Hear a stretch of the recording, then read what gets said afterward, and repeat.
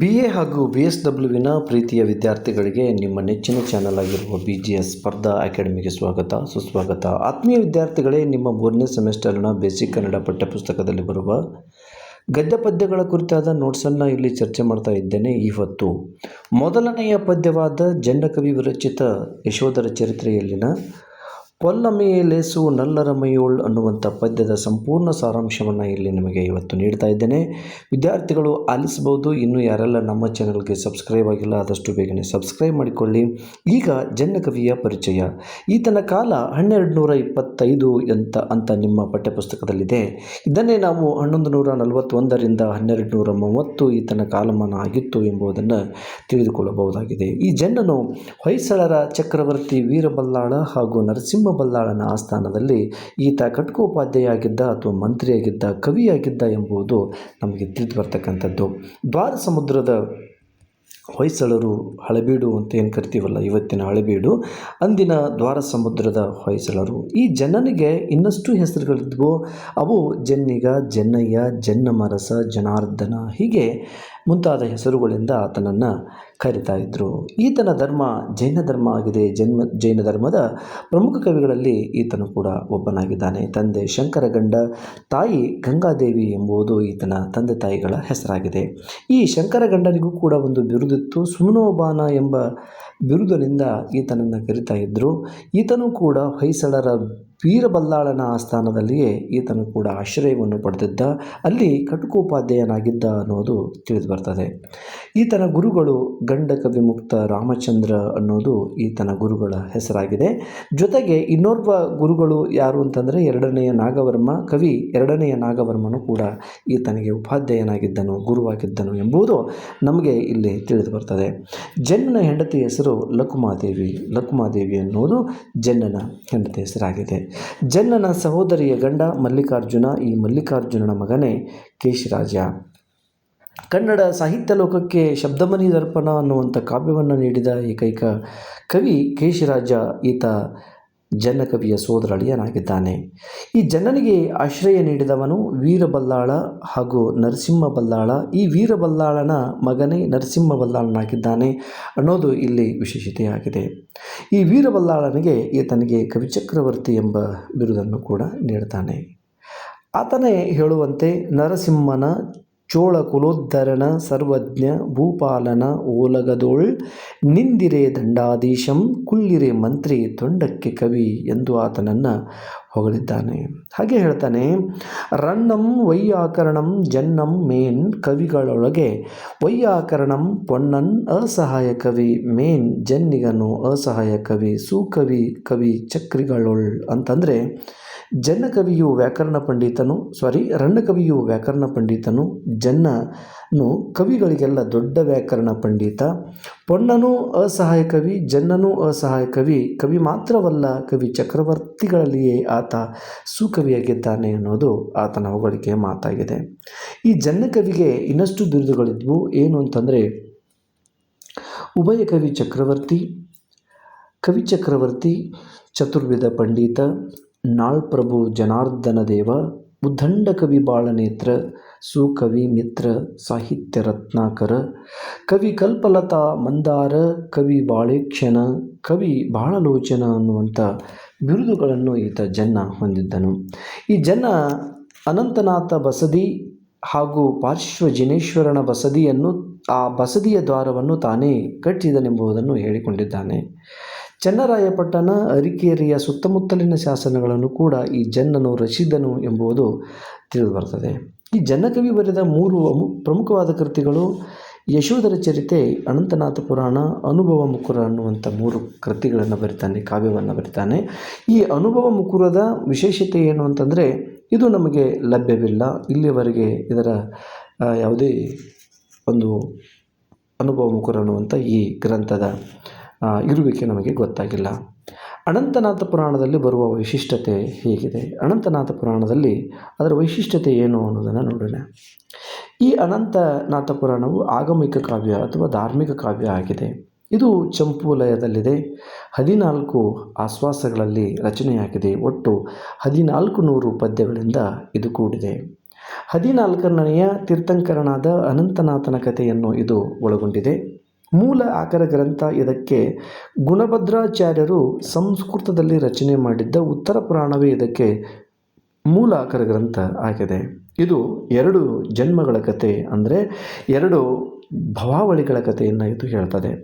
ಇಲ್ಲಿ ಬರುವ ವಿಶೇಷತೆ ಹೀಗಿದೆ. ವಸುಸೇನನೆಂಬ ಅರಸ, ಆತನ ಹೆಂಡತಿ ಸುನಂದೆ. ಈ ವಸುಸೇನನ ಗೆಳೆಯ ಚಂಡಶಾಸನ. ಈ ಚಂಡಶಾಸನನು ಒಂದು ಬಾರಿ ವಸುಸೇನನ ಮನೆಗೆ ಬಂದಾಗ ಸುನಂದೆಯನ್ನು ಕಂಡು ಮೋಹಿತನಾಗುತ್ತಾನೆ. ಸ್ನೇಹಿತನು ಆತ ಮಾಡಿದ ಮೋಸವನ್ನು ಅರಿತ ವಸುಸೇನನು ಪ್ರಪಂಚದ ದುರಾಸೆಗೆ ಹೇಸಿ ಹೋಗಿ ವೈರಾಗ್ಯವನ್ನು ತಾಳುತ್ತಾನೆ. ಅದೇ ಇದರ ವಿಶೇಷತೆಯಾಗಿದೆ. ಸುನಂದೆ ಚಂಡಶಾಸನನ ಪಾತ್ರಗಳು ಮನುಷ್ಯನ ಬದುಕಿನಲ್ಲಿ ಒಳಿತು ಕೆಡುಕುಗಳ ಸಂಕೇತವಾಗಿ ಧರ್ಮ ಜಿಜ್ಞಾಸೆಯನ್ನು ನಮಗೆ ಪ್ರಕಟಿಸ್ತವೆ. ಇನ್ನು ಬರುವಂಥದ್ದು ಮುಖ್ಯವಾಗಿ ಯಶೋಧರ ಚರಿತೆ. ಈ ಯಶೋಧರ ಚರಿತ್ರೆಯಲ್ಲಿನ ಆಯ್ದ ಪದ್ಯಗಳೇ ಪೊಲ್ಲಮೆ ಎಲೆಸು ನಲ್ಲರ ಮೈಯೋಳ್ ಅಂತಕ್ಕಂಥ ಪದ್ಯ. ಇದು ಕೂಡ 4 ಅವತಾರಗಳಲ್ಲಿ ರಚನೆಯಾಗಿದೆ. ಒಟ್ಟು 310 ಕಂದ ಪದ್ಯಗಳನ್ನು ಹೊಂದಿದೆ. ಕೊನೆಗೆ 8 ಖ್ಯಾತ ಕರ್ನಾಟಕ ವೃತ್ತ ಪದ್ಯಗಳನ್ನು ಹೊಂದಿದೆ. ಇದಕ್ಕೆ ಮೂಲ ಆಕರ ಗ್ರಂಥ ಅಂತಂದರೆ ಸಂಸ್ಕೃತದಲ್ಲಿ ವಾದಿರಾಜನು ಬರೆದಿರುವ ಯಶೋಧರ ಚರಿತೆಯು ಇದಕ್ಕೆ ಮೂಲ ಆಕರ ಗ್ರಂಥ ಎಂದು ಹೇಳಬಹುದು. ಹಾಗೆ ಇಲ್ಲಿ ಬರುವ ಕಾವ್ಯ ವೈಶಿಷ್ಟ್ಯತೆ ಹೀಗಿದೆ. ಜೀವದಯಾಷ್ಟಮಿಯಾದ ದುರ್ಗಿಗೆ ಪ್ರಾಣಿಯನ್ನು ಬಲಿ ಕೊಡುವುದು ದುರ್ಗಾಷ್ಟಮಿಯ ದಿನ. ಆದರೆ ಇದು ನಮ್ಮ ಜೈನ ಧರ್ಮೀಯರಿಗೆ ಪ್ರಾಣಿ ಬಲಿ ಇದು ಒಂದು ದಯಾಷ್ಟಮಿಯ ದಿನ ಆಗಿದೆ. ಅಂದರೆ ಜೈನ ವ್ರತಿಗಳು ಅಥವಾ ಮುನಿಗಳು ಉಪವಾಸ ಮಾಡಿ ಪಾರಣಿಗೆ ಹೋಗುವ ಮುನ್ನ ಈ ಕಥೆಯನ್ನು ಕೆಡಲೇಬೇಕೆಂಬ ನಿಯಮವಿದೆ. ಆದುದರಿಂದ ಈ ಕಥೆಯು ಸಂಸ್ಕೃತದಲ್ಲಿಯೂ ಕೂಡ ಬಂದಿದೆ, ಪ್ರಾಕೃತ ಭಾಷೆಯಲ್ಲಿಯೂ ಬಂದಿದೆ, ಕನ್ನಡ ಭಾಷೆಯಲ್ಲಿಯೂ ಕೂಡ ಇದು ರಚಿತವಾಗಿದೆ. ಇಲ್ಲಿ ಅಹಿಂಸಾ ಮಾರ್ಗ ಮತ್ತು ಅಹಿಂಸೆಯ ಪರಮೋಧರ್ಮವೆಂದು ನಂಬಿಕೊಂಡಿದ್ದ ಜೈನ ಧರ್ಮೀಯರ ಒಂದು ಅಹಿಂಸಾ ಪರಮೋಧರ್ಮದ ಆಧಾರದ ಮೇಲೆ ಇದು ರಚಿತವಾಗಿದೆ. ಅಭಯರುಚಿ ಎಂಬ ಕುಮಾರನು ಈತ ಹಿಂಸಾರ ಬಸಮತಿಯಾಗಿದ್ದ ಮಾರಿದತ್ತಂಗೆ ಸ್ವಯಂ ಪೇಳ್ದು ಧರ್ಮಕ್ಕೆ ತಂದ ಶುಭಕಥನವಾಗಿದೆ.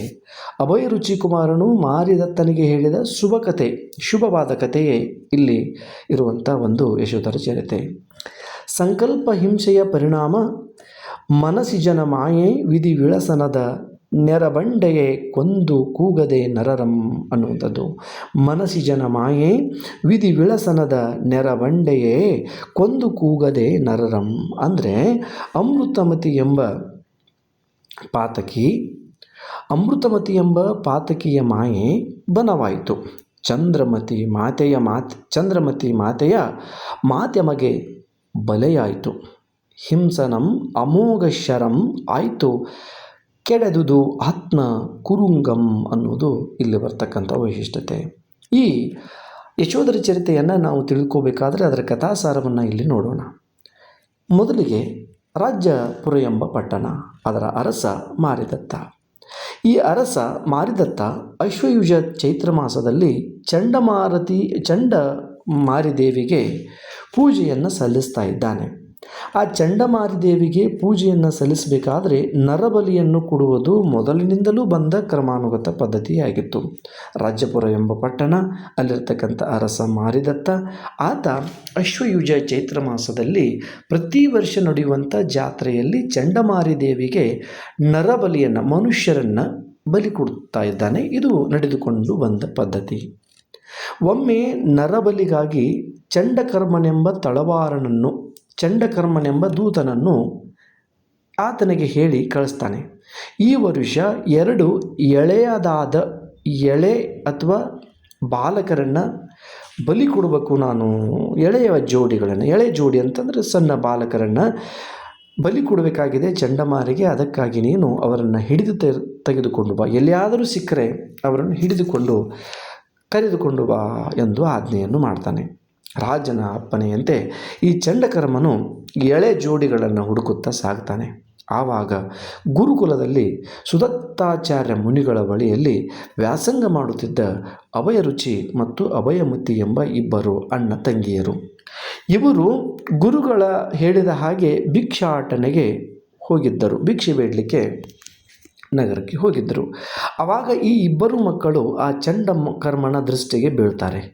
ಆ ಚಂಡಕರ್ಮನ ದೃಷ್ಟಿಗೆ ಬಿದ್ದಾಗ ಅವರನ್ನು ಈತ ಹಿಡಿದು ತಂದು ಮಾರಿದತ್ತನಿಗೆ ಒಪ್ಪಿಸುತ್ತಾನೆ. ಮಾರಿದತ್ತನಿಗೆ ಒಪ್ಪಿಸಿದಾಗ ಆ ಮಕ್ಕಳಿಬ್ಬರು ಅರಸನ ಕೆಲಬಲದ ಅವರ್ಗಳು ಪರಸಿರೆ ನೃಪೇಂದ್ರನಂ ಅವು ಎಣೆ ಮಂದನ್ ದಿರೆನ್ ಅಭಯರುಚಿ ನೃಪವರ್ ನಿರ್ಮಲ ಧರ್ಮದಿಂದ ಪಾಲಿಸು ದರೆಯಂ ಎಂದು ಹೇಳುತ್ತಾರೆ. ಎಂದು ಪರಿಸಿದೊಡೆ ಪೊಯ್ಯದೆ ನಿಂದು ನೃಪಂ ಮನದೊಳು ಎಂದನ್ ಈ ದೇಗುಲಮಂ ಬಂದು ಪುಗಲೊಡನೆ ಜೀವಂ ನಿಂದರಿದು ಮುನ್ನಂ ಇರಣಂ ಕಂಡರಿಯೇಂ. ಅಂದರೆ ಈ ಚಂಡಕರ್ಮನು ಹಿಡಿದುಕೊಂಡು ಬಂದಾಗ ಮಾರಿಗೆ ಬಲಿ ಕೊಡುವಾಗಲೂ ಆತನ ಮುಖದಲ್ಲಿ, ಅವರಿಬ್ಬರ ಮುಖದಲ್ಲಿರ್ತಕ್ಕಂಥ ಸಾವಿನ ಭಯವನ್ನು ಕಾಣದೆ, ಅವರಿಬ್ಬರಿಗೂ ಸಾವಿನ ಭಯವೇ ಇಲ್ಲ, ಅವರ ಮುಖ ಇನ್ನೂ ತೇಜಸ್ಸಾಗಿದೆ, ಯಾವುದೇ ರೀತಿಯಾದ ಭಯವನ್ನು ಕಾಣಲೇ ಇಲ್ಲ. ಅದಕ್ಕಾಗಿ ಇಂಥ ಜೋಡಿಗಳನ್ನು ನಾನು ಮೊದಲು ಎಂದೂ ಕೂಡ ನೋಡಿಲ್ಲ, ಇವರ ಆರು ಅನ್ನುವಂಥ ಪ್ರಶ್ನೆ ಆ ಮಾರಿದತ್ತನಲ್ಲಿ ಮೂಡ್ತದೆ. ಕೀಳ್ತ ಕರಳ್ವಾಳ್ಗಳಂ ಎನಗಂ ಮಿಳ್ತುವೆನಂತಿರ್ದ ಮಾರಿಗಂ ಬೆದರದೆ ನಿಂದು ಅಳ್ತಿಯನೇ ನುಡಿದರ್ ಇವರ ನೆಗಳ್ತಿ ಕರಂ ಪಿರಿದು ಧೀರರ್ ಅಕಟ ಕುಮಾರರ್.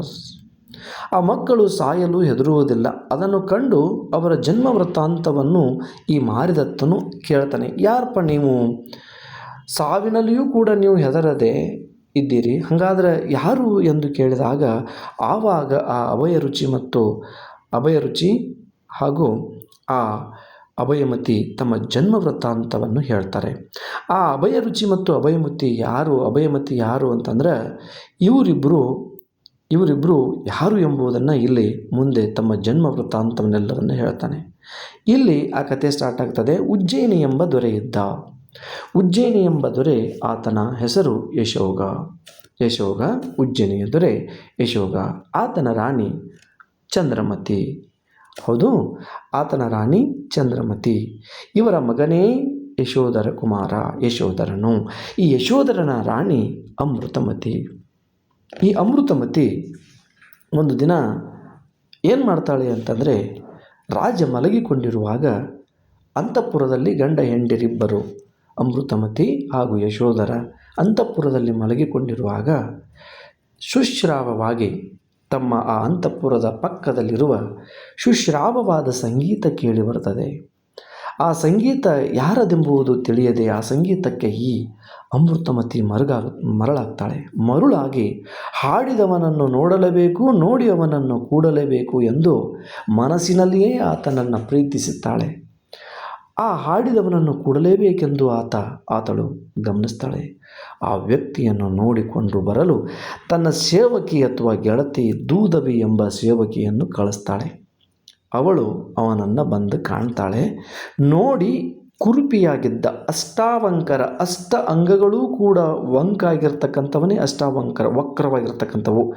ಆತನ ಅಷ್ಟ ಅಂಗಾಂಗಗಳೆಲ್ಲವೂ ಕೂಡ ವಕ್ರವಾಗಿದ್ದವು. ಅಂಥವನನ್ನು ನೋಡಿ ಮಾವುತ ಅಂತೇನು ಕರಿತೀವಲ್ಲ, ಆತ ಆ ಗಜಪಡೆಯ ಪಾಲನೆಯ ಮಾಡ್ತಕ್ಕಂಥವನಾಗಿರ್ತಾನೆ. ಆನೆಯ ಮಾವುತನಾಗಿರ್ತಾನೆ, ಗಜಪಡೆಯ ಮಾವುತನಾಗಿರ್ತಾನೆ, ಅಷ್ಟಾವಂಕರನಾಗಿರ್ತಾನೆ. ಆತನ ರೂಪದ ಮೇಲೆ ಆತನಿಗಿರುವಂಥ ಒಂದು ಅನ್ವರ್ತಕ ನಾಮ ಅಷ್ಟಾವಂಕರ. ಅಷ್ಟ ಅಂಗಗಳೂ ಕೂಡ ವಕ್ರವಾಗಿರುವವನೇ ಅಷ್ಟಾವಂಕರ. ಆತನಿಗೆ ಅನ್ವರ್ತಕ ನಾಮ ಅದು ಅಷ್ಟಾವಂಕರನನ್ನೋದು. ಆತನ ಕುರುಪಿತನವನ್ನು ಕಂಡು ಆ ಸೇವಕಿ ಮರಳಿ ಬರ್ತಾಳೆ. ಆಕೆಗೆ ಓಕರಿಕೆಯಾದಂತೆಯಾಗಿ ಮರಳಿ ಬರ್ತಾಳೆ. ಆತನ ಕುರುಪಿಗೆ ಅಸಹ್ಯ ಪಡದೆ ಆತನ ದನಿಗೆ ಮನಸೋತು ಆತನೊಂದಿಗೆ ಗುಟ್ಟಾಗಿ ಹೋಗಿ ಕೂಡಿದವಳು ಯಾರು? ಅಮೃತಮತಿ. ಆತನನ್ನು ಕೂಡ್ತಾಳೆ, ಮೋಹಿಸ್ತಾಳೆ. ಯಶೋಧರನಿಗೆ ಆ ಗುಟ್ಟು ತಿಳಿಯಿತು. ಅವರನ್ನು ಕೊಲ್ಲಲೇಬೇಕೆಂದು ಮನಸ್ಸಿನಲ್ಲಿ ನಿಶ್ಚಯಿಸಿದ.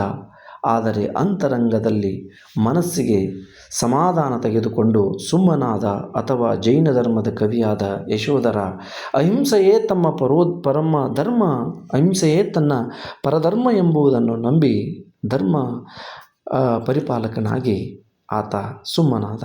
ದುಃಖದಿಂದ ಕಳೆಗುಂದಿದ ಮನಸ್ಸಿಗೆ ನೋವುಗೊಂಡ ಮಗನ ಮುಖವನ್ನು ಕಂಡಳು ಚಂದ್ರಮತಿ. ಆ ದೃಶ್ಯವನ್ನು ಕಂಡು ಅತ್ಯಂತ ದುಃಖಗೊಂಡು ಏನೋ ಒಂದು ಗರಬಡಿದ ಹಾಗೆ ಇರ್ತಾನೆ.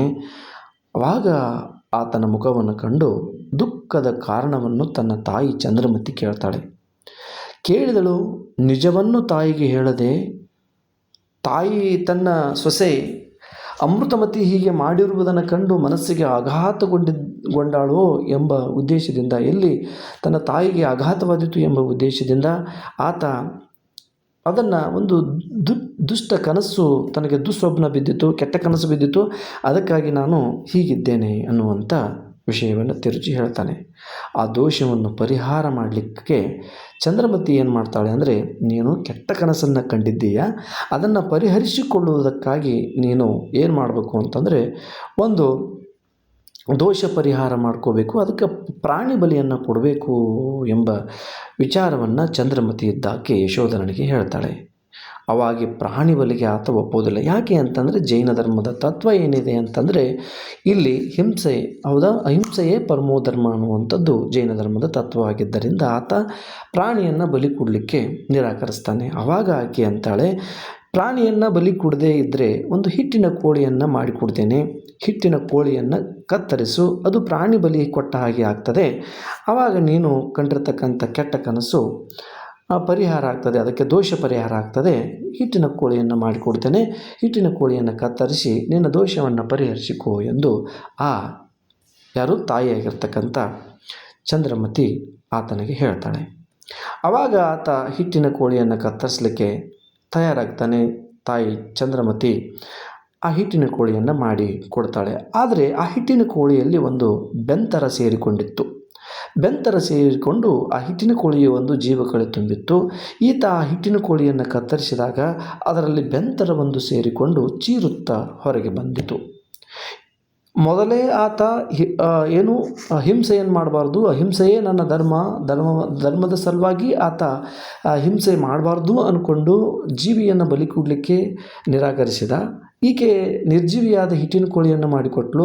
ಆ ಹಿಟ್ಟಿನ ಕೋಳಿಯಲ್ಲಿಯೂ ಕೂಡ ಒಂದು ಬೆಂತರ ಸೇರಿಕೊಂಡು ಈಗ ಅದು ಚೀರುತ್ತಾ, ಅದನ್ನು ಕತ್ತರಿಸಿದಾಗ ಯಶೋಧರ ಅದು ಚೀರುತ್ತಾ ಹೊರಗೆ ಬಂದದ್ದನ್ನು ಕಂಡು ಇಬ್ಬರು ಅತ್ಯಂತ ಪಶ್ಚಾತ್ತಾಪಗೊಂಡರು. ಯಾವುದು ಆಗಬಾರದೆಂದುಕೊಂಡಿದ್ದೆವೋ ಅದುವೇ ಈಗ ನಡೆದು ಹೋಯಿತು ಎಂಬಂತೆ ತಾಯಿ ಮತ್ತು ಮಗ ಇಬ್ಬರು ಕೂಡ ಏನಾದರು ಅಂತಂದರೆ ಪಶ್ಚಾತ್ತಾಪಪಟ್ಟರು. ಹಾಗಾದರೆ ಇದರ ಪಾಪವನ್ನು ಪರಿಹಾರ ಮಾಡಿಕೊಳ್ಬೇಕಾದ್ರೆ ನಾವಿಬ್ಬರು ಏನು ಮಾಡಬೇಕು ಅಂತಂದರೆ ವನವಾಸಕ್ಕೆ ಹೋಗಬೇಕು. ವನವಾಸಕ್ಕೆ ಹೋಗಿ ಉತ್ತಮ ಕಾರ್ಯಗಳನ್ನು ಆಚರಿಸಿ ಈ ಪಾಪವನ್ನು ಪರಿಹರಿಸಿಕೊಳ್ಬೇಕು ಎಂಬ ನಿಶ್ಚಯಕ್ಕೆ ಬಂದರು. ಹಾಗಾದರೆ ಈ ಅರಸೊತ್ತಿಗೆ ಅಥವಾ ತನ್ನ ಈ ಆಸ್ಥಾನವನ್ನು ಇನ್ನು ನೋಡಿಕೊಳ್ಳುವವರು ಯಾರು? ಮಗನಾದ ಯಶೋಧರನ ಮಗ ಯಶೋಮತಿಯನ್ನು ಕರೆದು ಆತನಿಗೆ ಆ ರಾಜ್ಯದ ಕಾರುಬಾರನ್ನು ಒಪ್ಪಿಸಿದರು. ಆ ರಾಜ್ಯದ ಕಾರುಬಾರವನ್ನು ಮಗನಿಗೆ ಒಪ್ಪಿಸಿ ಆತ ಕಾಡಿಗೆ ಹೋಗಲು ನಿಶ್ಚಯಿಸಿದ. ಆದರೆ ಈ ಅತ್ತೆ ಮತ್ತು ಗಂಡನ ಮೇಲೆ, ಯಶೋಧರ ಹಾಗೂ ಚಂದ್ರಮತಿಯ ಮೇಲೆ ಅವಮಾನದ ಸೇಡನ್ನು ಇಟ್ಟುಕೊಂಡಿರ್ತಕ್ಕಂಥ ಅಮೃತಮತಿ ಅತ್ತೆ ಮತ್ತು ಗಂಡನನ್ನು ಅವರ ಮೇಲೆ ಸೇಡು ತೀರಿಸಿಕೊಳ್ಳುವ ಸಲುವಾಗಿ ಅವರಿಬ್ಬರನ್ನು ಊಟಕ್ಕೆ ಆಹ್ವಾನಿಸಿ ವಿಷ ಹಾಕಿ ಅವರಿಬ್ಬರನ್ನು ಕೊಂದು ಬಿಡ್ತಾಳೆ ಅಮೃತಮತಿ. ಈಗಾಗಲೇ ಅಷ್ಟಾವಂಕರನನ್ನು ಪ್ರೀತಿಸಿ ಈ ಯಶೋಧರನಿಂದ ಬೇರ್ಪಟ್ಟ ಈ ಅಮೃತಮತಿ ವಿಷ ಹಾಕಿ ಅತ್ತೆ ಆದ ಚಂದ್ರಮತಿಯನ್ನು, ಗಂಡನಾದ ಯಶೋಧರನನ್ನು ಕೊಂದು ಬಿಡ್ತಾಳೆ. ಇವರಿಬ್ಬರು ಸಾಯ್ತಾರೆ. ಸತ್ ಮೇಲೆ ಯಶೋಧರ ಹಾಗೂ ಚಂದ್ರಮತಿ ಮೋಕ್ಷವನ್ನು ಪಡೆಯುವ ಸಲುವಾಗಿ, ಯಾಕೆ ಅವರಿಗೆ ಮೋಕ್ಷ ಸಿಕ್ಕಿಲ್ಲ ಅಂತಂದರೆ ಆ ಬೆಂತರನನ್ನು ಕೊಂದಿರುವಂಥದ್ದು.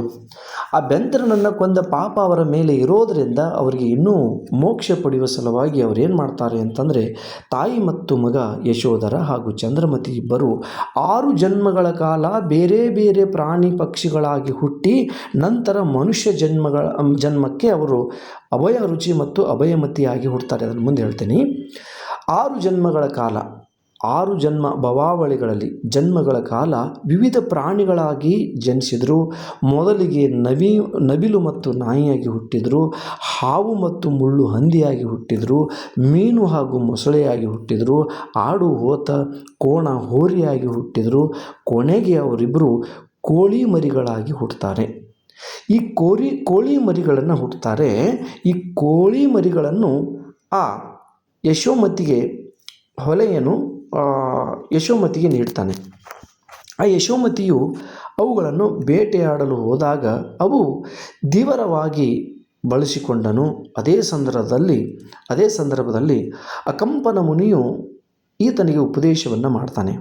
ಅದನ್ನು ಕೇಳಿ ಅವುಗಳಿಗೆ ಹಿಂದಿನ ಜನ್ಮ ನೆನಪಾಗುತ್ತದೆ. ವ್ರತವನ್ನು ಆಚರಿಸಿ ಸಂತೋಷದಿಂದ ಕೇಕೆ ಹಾಕಿದಾಗ ಯಶೋಮತಿಯು ಅವುಗಳನ್ನು ಕೊಲ್ತಾನೆ. ಕೊಂದಾಕ್ಷಣ ಆ ಸತ್ತ ಕೋಳಿಗಳು ಮುಂದೆ ಯಶೋಮತಿ, ಈತ ಯಶೋಧರನ ಮಗ, ಯಶೋಮತಿಯ ಹೊಟ್ಟೆಯಲ್ಲಿ ಅವನ ಹೆಂಡತಿ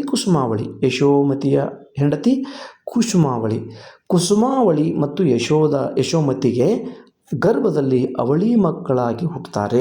ಅವಳಿ ಮಕ್ಕಳಾಗಿ ಹುಟ್ಟಿರುವವರೇ ಅಭಯ ರುಚಿ ಮತ್ತು ಅಭಯಮತಿ. ಇವರಿಬ್ಬರು ಸುದತ್ತಾಚಾರ್ಯ ಮುನಿಗಳ ಕಡೆಗೆ ಗುರುಕುಲದಲ್ಲಿ ಶಿಕ್ಷಣವನ್ನು ಪಡೀಲಿಕ್ಕೆ ಇದ್ದರು. ಅವರಿಬ್ಬರು ಭಿಕ್ಷೆಗಾಗಿ ಹೋದಾಗ ಸುದತ್ತಾಚಾರ್ಯ ಮುನಿಗಳು ಭಿಕ್ಷೆ ಬೇಡ್ಕೊಂಬರಲಿಕ್ಕೆ ಅವರಿಬ್ಬರನ್ನು ಕಳಿಸಿದಾಗ ಈ ಅಭಯರುಚಿ ಮತ್ತು ಅಭಯಮತಿ ಎಂಬ ಈ ಇಬ್ಬರು ಅಣ್ಣ ತಂಗಿಯರು, ಯಶೋಮತಿ ಮತ್ತು ಕುಸುಮಾವಳಿಯ ಮಕ್ಕಳು, ಈ ಮಾರಿದತ್ತನ ಕಣ್ಣಿಗೆ ಬೀಳ್ತಾರೆ. ಹೌದು, ಮಾರಿದತ್ತ ಚಂಡಮಾರಿಗೆ ಆತ ಏನು ಕೊಡ್ತಾ ಇದ್ದಾನೆ ಅಂದರೆ, ಮಾರಿದತ್ತ 2 ಎಳೆಯ ಜೋಡಿಗಳನ್ನು ಬಲಿ ಕೊಡ್ತಾ ಇದ್ದಾನೆ. ಅದಕ್ಕಾಗಿ ಈ ತಳಾರನಿಗೆ ಇವರಿಬ್ಬರು ಕಣ್ಣಿಗೆ ಬೀಳ್ತಾರೆ. ಈ ಇಬ್ಬರು ಕಣ್ಣಿಗೆ ಬಿದ್ದಾಗ ಅವರನ್ನು ಹಿಡಿದುಕೊಂಡು ಬಲಿ ಕೊಡಲಿಕ್ಕೆ ಒಯ್ತಾನೆ. ಚಂಡಮಾರಿಯು ಇಲ್ಲಿ ಆ ಬಲಿ ಕೊಡುವಂಥ ಸಂದರ್ಭದಲ್ಲಿಯೂ ಅಥವಾ ಈಗಾಗಲೇ ಊರಿನ ಜನರು ಎಷ್ಟೋ ಪಕ್ಷಿಗಳನ್ನ ಬಲಿ ಕೊಟ್ಟಿದ್ದಾರೆ, ಬಲಿ ಕೊಟ್ಟಿರ್ತಕ್ಕಂಥ ದೃಶ್ಯ ಕಣ್ಮುಂದೆ ಕಾಣ್ತಾ ಇದೆ. ಹೌದು, ಈ ಮಾರಿದತ್ತ ಎಂಬ ಅರಸನನ್ನು ನೋಡಿಯೂ ಬಲಿ ಕೊಡುವ ಸಂದರ್ಭ ಕಂಡೂ ಕೂಡ ಈ ಅಭಯರುಚಿ ಮತ್ತು ಅಭಯಮತಿ ಇಬ್ಬರು ಹೆದರೋದಿಲ್ಲ. ಆ ಸಾವಿಗೆ ಇವರು ಹೆದರೋದಿಲ್ಲ. ಕಾರಣ ಕೇಳಿದರೆ, ಈಗಾಗಲೇ ನಾವು ಎಷ್ಟೋ ಜನ್ಮಗಳಲ್ಲಿ ಸತ್ತು ಹುಟ್ಟಿ ಬಂದಿದ್ದೇವೆ, ಸಾವು ಎಂಬುವುದು ನಮಗೇನು ಹೊಸದಲ್ಲ ಎಂಬ ಸಂದೇಶವನ್ನು ತಿಳಿಸ್ತಾರೆ. ಅದಕ್ಕಾಗಿ ಇವರು ಯಾರು ಎಂಬ ಮೂಲ ಅಂಶ ಆ ಇಬ್ಬರು ಅಭಯರುಚಿ ಮತ್ತು ಅಭಯಮತಿಯಿಂದ ಮಾರಿದತ್ತನಿಗೆ ಕೇಳಿ ಆಶ್ಚರ್ಯವಾಗ್ತದೆ. ಈ ಕಥೆಯನ್ನು ಕೇಳಿರ್ತಕ್ಕಂಥ ಆ ಚಂಡಮಾರಿಯು ಕೂಡ ಅಲ್ಲಿ ಪ್ರತ್ಯಕ್ಷ ಆಗ್ತಾಳೆ. ಚಂಡಮಾರಿಯು ಪ್ರತ್ಯಕ್ಷೆಯಾಗಿ ಇಂಥ ಸುಕುಲದಲ್ಲಿ ಜನಿಸಿದ ಇಬ್ಬರನ್ನು ತನಗೆ ಏನು ಕೊಡಬೇಡಿ, ಬಲಿಯಾಗಿ ಕೊಡಬೇಡಿ. ಇವರ ಜನ್ಮ ವೃತ್ತಾಂತವನ್ನೆಲ್ಲ ಕೇಳಿ ಚಂಡಮಾರಿಗೆ ಮನನೊಂದು ಅವಳು ಪ್ರತ್ಯಕ್ಷವಾಗಿ ಇನ್ನು ಮುಂದೆ ಈ ಅಭಯರುಚಿ ಅಭಯಮತಿಯ ಕಥೆಯನ್ನು ಕೇಳಿದಾಗ ನನಗೂ ಕೂಡ ಹಿಂಸೆ ಅನ್ನೋದು ಮಹಾಪಾಪ. ಹೌದು, ಹಿಂಸೆ ಅನ್ನೋದು ಮಹಾಪಾಪ. ಅದಕ್ಕೆ ಅಹಿಂಸೆಯೇ ಮೂಲ ಸತ್ಯ ಎಂಬುದನ್ನು ಅರಿತ ಆಕೆ ಇನ್ನು ಮುಂದೆ ತನಗೆ ಸಾತ್ವಿಕ ಪೂಜೆಯನ್ನೇ ಮಾಡಿ ನರಬಲಿಯನ್ನು ಕೊಡಬೇಡಿ, ಜೀವಬಲಿಯನ್ನು ಕೊಡಬೇಡಿ, ಸಾತ್ವಿಕ ಪೂಜೆಯನ್ನೇ ಮಾಡಿ ಪ್ರಾಣಿ ಬಲಿಯನ್ನು ಕೊಡಬೇಡಿ ಎಂದು ಆಕೆ ಆಜ್ಞಾಪಿಸಿ ಹೋಗ್ತಾಳೆ. ಇನ್ನು ಮುಂದೆ ಏನಾದರೂ ನೀವು ನರಬಲಿ ಪ್ರಾಣಿ ಬಲಿಯನ್ನು ಕೊಟ್ಟರೆ ನಾನು ನಿಮ್ಮ ಮೇಲೆ ಮುನಿಸಿಕೊಳ್ಳುವುದಾಗಿ ಆಜ್ಞೆಯನ್ನು ಮಾಡಿ ಆಕೆ ಹೋಗ್ತಾಳೆ. ಹೀಗೆ ಮಾರಿದತ್ತನು ಅಹಿಂಸೆಯ ದೀಕ್ಷೆಯನ್ನು ಪಡೆದುಕೊಂಡನು. ನಂತರದಲ್ಲಿ ಆತನೇ ದೇವನಾದನು, ಅರಸನಿದ್ದವನು ದೇವನಾದನು. ಮುಂದೆ ಅಭಯರುಚಿ ಮತ್ತು ಅಭಯಮತಿಯರಿಬ್ಬರು ತಪಸ್ಸು ಮಾಡಿ ಈಶಾನ್ಯ ಕಲ್ಪದಲ್ಲಿ ದೇವತೆಗಳಾಗ್ತಾರೆ. ಈಶಾನ್ಯ ಕಲ್ಪದಲ್ಲಿ ದೇವತೆಗಳಾಗಿ ಅವರು ಮುಂದೆ ಬರೀತಾರೆ. ಇಲ್ಲಿ ಕೆಟ್ಟ ಪಾತ್ರದಲ್ಲಿರುವಂಥ ಅಮೃತಮತಿಯು ಕೂಡ ಈಕೆ ಧೂಮ್ರಪ್ರಭೆ ಎಂಬ ನರಕಕ್ಕೆ ಹೋಗ್ತಾಳೆ. ಧೂಮ್ರ ಪ್ರಭೆ ಎಂಬ ನರಕಕ್ಕೆ ಈ ಅಮೃತಮತಿ ಹೋಗ್ತಾಳೆ. ಅದಕ್ಕಾಗಿ ಈ ಕಾವ್ಯದಲ್ಲಿ ಬರೋದು ಗಂಡು ಹೆಣ್ಣುಗಳ ಆಕರ್ಷಣೆಯ ಸಮಸ್ಯೆ ಅನಾದಿ ಕಾಲದಿಂದಲೂ ಇದ್ದೇ ಇದೆ. ಇಲ್ಲಿ ಅಮೃತಮತಿ ಆ ಯಾರನ್ನ ಅಷ್ಟಾವಕರನನ್ನು ಆಕರ್ಷಿಸಿದ್ದು. ಮನ್ಮಥನಂಥ ಗಂಡನಿರುವಾಗಲೂ ಯಶೋಧರ ಅಂತಂದರೆ ದೇವಲೋಕದ ಸುಂದರಾಂಗ, ಯಾವುದಕ್ಕೂ ಕೂಡ ಆತನಲ್ಲಿ ಕೊರತೆ ಇದ್ದಿದ್ದಿಲ್ಲ. ಆದರೆ ಹೊಲಸು ದುರ್ನಾತ ಬರುವಂಥ ಬದಗನಲ್ಲಿ ಆತನ ಮೈಯಿಂದ ದುರ್ನಾತ ಬರ್ತದಂತೆ. ಅಂಥವನನ್ನು ಆಕೆ ಮೋಹಿಸಿದಳು, ಅಂಥವನ ಪ್ರೀತಿಯನ್ನು ಕೂಡಿದ್ಲು. ಅದಕ್ಕೆ ಅಂತಾರೆ ಪ್ರೀತಿಗೆ ಕಣ್ಣಿಲ್ಲ. ಹೆಣ್ಣು ಗಂಡುಗಳ ಆಕರ್ಷಣೆ ಸಮಸ್ಯೆ. ಈ ಅಮೃತಮತಿ ಪ್ರಪಾತಕ್ಕೆ ಇಳಿಯುತ್ತಾಳೆ. ಮೋಹಕ್ಕೆ ತುತ್ತಾದ ಮನುಷ್ಯನು ಮಾನ ಮರ್ಯಾದೆಗಳನ್ನಾಗಲಿ ಪಾಪ ಪುಣ್ಯಗಳನ್ನಾಗಲಿ ಲೆಕ್ಕಿಸುವುದೇ ಇಲ್ಲ. ಆದರೆ ಕಾಮಾಸಕ್ತನಾಗಿ ಇಂತಹ ದೌರ್ಬಲ್ಯಗಳಿಗೆ ಇಳಿಯುತ್ತಾನೆ. ಅದಕ್ಕಾಗಿ ಈ ಕತೆ ಎಲ್ಲಿ ಮೂಡಿ ಬಂದಿರುವ ಪೊಲ್ಲಮೆಯಲೇಸು ನಲ್ಲರ ಮೈಯೋಳ್, ಇದರ ಅರ್ಥ ಏನು ಅಂತಂದರೆ, ಗಂಡ ಹೇಗೇ ಇದ್ದರೂ ಪ್ರೀತಿಸಿದವ ಎಷ್ಟೇ ಕುರುಪಿಯಾಗಿದ್ದರೂ ಅದು ಮುಖ್ಯವಲ್ಲ, ಆತನಲ್ಲಿರುವ ಪ್ರೀತಿಯೊಂದಿದ್ದರೆ ಸಾಕು. ಗಂಡ ಕುರುಪಿಯೇ ಆಗಿರಲಿ, ಅಷ್ಟಾವಂಕರನೇ ಆಗಿರಲಿ, ಹೇಗೇ ಆಗಿರಲಿ, ಅಥವಾ ತಾನು ಪ್ರೀತಿಸಿದವ ಹೇಗೇ ಇದ್ದರೂ ಅದು ಮುಖ್ಯವಲ್ಲ. ಇಲ್ಲಿ ರೂಪ ಮುಖ್ಯವಲ್ಲ, ಆತನಲ್ಲಿರುವ ಪ್ರೀತಿ ಮುಖ್ಯ ಅನ್ನೋದೇ ಇದರ ಅರ್ಥ. ಹಾಗಾದರೆ ಆಯ್ಕೆಯನ್ನು ನೋಡೋಣ. ಪ್ರಸ್ತುತ ಪದ್ಯ ಈ ಪೊಲ್ಲಮೆಯಲೇಸು ನಲ್ಲರ ಮೈಯೋಳ್ ಅನ್ನುವಂಥ ಪದ್ಯವನ್ನು ತೆಕ್ಕುಂಜ ಗೋಪಾಲಕೃಷ್ಣ ಭಟ್ಟರು ಸಂಪಾದಿಸಿರುವ ಗದ್ಯಾನುವಾದಗೊಳಿಸಿದ ಯಶೋಧರ ಚರಿತ್ರೆಯಲ್ಲಿ ಮೂಡಿಬಂದಿರುವ 2ನೇ ಅವತಾರದಿಂದ ಅಥವಾ ಅಧ್ಯಾಯದಿಂದ ಒಟ್ಟು 34 ಪದ್ಯಗಳನ್ನು ಇಲ್ಲಿ ಚರ್ಚೆ ನಾವು ಮಾಡೋಣ. ಇದರ ಸಾರಾಂಶನೂ ಕೂಡ ಇದೆ, ಪದಗಳ ಅರ್ಥವೂ ಕೂಡ ಇದೆ. ಇಲ್ಲಿ ಪದಗಳ ಅರ್ಥವನ್ನು ನಾನು ಹೇಳಿಕೊಂಡು ಸಾರಾಂಶ ಬಿಡಿಸಲಿಕ್ಕೆ ಸಮಯ ಭಾಳ ಆಗ್ತದೆ. ಈ ವಿಡಿಯೋ ನಿಮಗೆ ದೀರ್ಘವಾದ ಸಮಯ ಅನಿಸ್ಬೋದು. ಅದಕ್ಕಾಗಿ ವಿದ್ಯಾರ್ಥಿಗಳು ಏನು ಮಾಡಿಕೊಳ್ಳಿ, ಕೇವಲ ನಾನು ಸಾರಾಂಶವನ್ನು ಪದ್ಯವನ್ನು ಓದುತ್ತಾ ಹಳೆಗನ್ನಡ ಇದು ಯಾವುದು ಈ ಪದ್ಯವನ್ನು ಓದುತ್ತಾ ನಾನು ಹೊಸಗನ್ನಡದ ಸಾರಾಂಶ ರೂಪವನ್ನು ಇಲ್ಲಿ ಹೇಳ್ತೇನೆ. ಇಲ್ಲಿ ನಡುವೆ ಬಂದಿರತಕ್ಕಂಥ ಪದ್ಯದ ನಡುವೆ ಬಂದಿರತಕ್ಕಂಥ ಪದಗಳ ಅರ್ಥವನ್ನು ನೀವೇ ಇಲ್ಲಿ ನೋಡ್ಕೋಬೋದು. ಈ ಪದಗಳ ಅರ್ಥ ನಿಮ್ಮ ಪುಸ್ತಕದಲ್ಲಿಯೂ ಕೂಡ ಇವೆ, ಇಲ್ಲಿಯೂ ಕೂಡ ನಾನು ಕೊಟ್ಟಿದ್ದೇನೆ. ಈಗ ಈ ಕತೆ ಮತ್ತು ಈ ಪದ್ಯದ ಒಟ್ಟು 34 ಪದ್ಯಗಳ ಸಾರಾಂಶವನ್ನು ನೋಡೋಣ. ಮೊದಲನೆಯ ಪದ್ಯ, ಒಂದೊಂದಾಗಿ ಪದ್ಯಗಳನ್ನು ಇಲ್ಲಿ ಹೇಳ್ತೀನಿ ನೋಡಿ. ಮೊದಲನೆಯ ಪದ್ಯ, ಅದರ ಕೆಳಗಡೆನೇ ಸಾರಾಂಶ ಇರ್ತದೆ, ಕೆಳಗಡೆ ಪದಗಳ ಅರ್ಥ ಇರ್ತವೆ. ಮೊದಲನೆಯ ಪದ್ಯ ಹೀಗಿದೆ. ಆ ಕತೆ ಮತ್ತೆ ಎಂತೆಂದೊಡೆ ಇಳಾಕಾಂತೆಗೆ ಆವಂತಿ ವಿಷಯಂ ಆಯುಷ್ಯದ ಓಲ್ ಶೋಭಾಕರಂ ಆಯಿತು ಅದರೊಳ್ ನಾಸ ಕುಟ್ಮಳದಂತೆ ಮೆರೆವುದು ಉಜ್ಜಯಿನಿಪುರಂ. ಇದರ ಅರ್ಥ ಏನು ಅಂದರೆ, ಉಜ್ಜಯಿನಿಪುರ ಹೆಂಗೈತಿ, ಉಜ್ಜಯಿನಿ ಅನ್ನುವಂಥ ಆ ದೇಶ ಹೆಂಗೈತಿ ಅಂತ. ಆ ಕಥೆಯು ಮತ್ತೆ ಹೇಗಿದೆ ಎಂದರೆ, ನಮ್ಮನ್ನು ಜನ್ಮ ಜನ್ಮಾಂತರಗಳಲ್ಲಿ ತುಳಿಸಿದ ಆ ಕತೆ ಅಂತ ಹೇಳ್ತಾನೆ. ಆ ಕಥೆಯು ಮತ್ತೆ ಹೇಗಿದೆ ಎಂದು ಕೇಳಿದರೆ, ಭೂದೇವಿಯ ಮುಖದಂತೆ ಶೋಭಾಮಾನವಾದದ್ದು. ಆವಂತಿ ರಾಜ್ಯದ ಎಸಳಾದ ಮೊಗ್ಗಿನಂತಹ ಮೂಗಿನಂತೆ ಉಜ್ಜಯಿನಿಯ ನಗರವು ಶೋಭಿಸುತ್ತಿದೆ. ನೋಡಿ, ಭೂದೇವಿಯ ಮುಖದಲ್ಲಿ ಮೂಗು ಹೇಗೆ ಶೋಭಿಸುತ್ತಿದೆಯೋ ಹಾಗೆ ಆ ಆವಂತಿ ರಾಜ್ಯದ ಎಸಳಾದ ಮೊಗ್ಗಿನಂಥ ಉಜ್ಜಯಿನಿ ಎಂಬ ನಗರ. ಆ ಉಜ್ಜಯಿನಿ ಎಂಬ ನಗರಕ್ಕೆ ಈತ ಅರಸ ಯಶೋಗನಾಗಿದ್ದ. ಆ ಪುರದ ಅರಸಂ ನತ ಭೂಮಿಪಾಲರ ಮುಕುಟ ಮಸ್ತಕದೆ ನಿಜ ತೇಜೋ ರೂಪಕಮೇ ಪದ್ಮರಾಗದ ದೀಪದ ಓಲ್ ಮೆರವಿನಂ ಯಶೋಗಂ ಮೆರವಂ. ಇದರರ್ಥ, ಆ ಉಜ್ಜಯಿನಿಯ ಅರಸ ಯಶೋಗ ಹೆಂಗಿದ್ದ ಅನ್ನೋದು ಇದರ ಅರ್ಥ. ಇಲ್ಲಿ ನೋಡಿ ಸಾರಾಂಶ.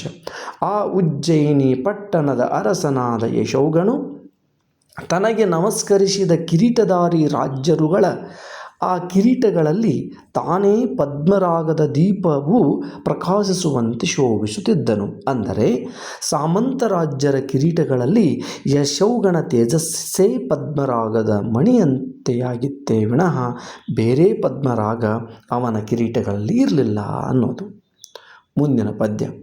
ದೊರೆ ಒಡೆದ ಯಶೌಗಣ ಭೂವರ ತಿಳಕನ ಕಣ್ಗಳಂ ಅಂಗರಕ್ಕರ್ ಮಣಂ ಆಭರಣಂ ರಾಜ್ಯಶ್ರೀ ಸಹಚರಿ ಎನೆ ಸಂದತ್ತು ಚಂದ್ರಮತಿಗೆ ಅರಸೀತನಂ.